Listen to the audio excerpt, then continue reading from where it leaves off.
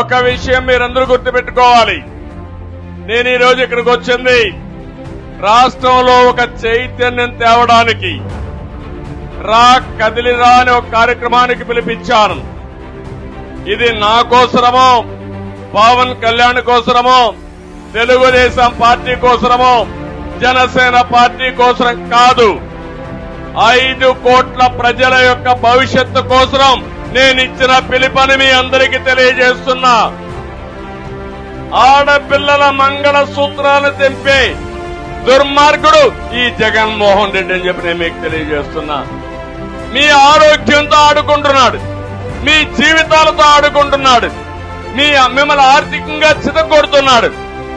మళ్లీ చెప్పిన తప్పు చెప్పకుండా చెప్తున్నాడు. మళ్లీ హామీ ఇస్తున్న తెలుగుదేశం జనసేన ప్రభుత్వం యువతకు ఉద్యోగాలు ఇచ్చే బాధ్యత మాదని మరొక్కసారి హామీ ఇస్తున్నా. మన ప్రభుత్వం వస్తానే యువతకు 3,000 రూపాయలు ఇస్తాం. అమ్మా నాన్న పైన ఆధారపడాల్సిన అవసరం లే. నేనే అండగా ఉంటా మీకు.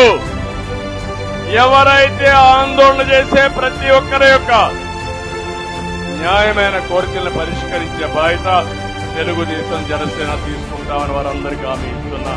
ఇది చూసిన తర్వాత ఒక్కరు కదలలేదంటే దీన్ని బట్టి అర్థమవుతుంది ఈ పార్లమెంట్ లో 7 సీట్లకు 7 సీట్లు మనమే గెలవాలి. మళ్లీ స్వర్ణ యుగానికి శ్రీకారం చుట్టాలి. విజయనగరం అభివృద్ధి కావాలి.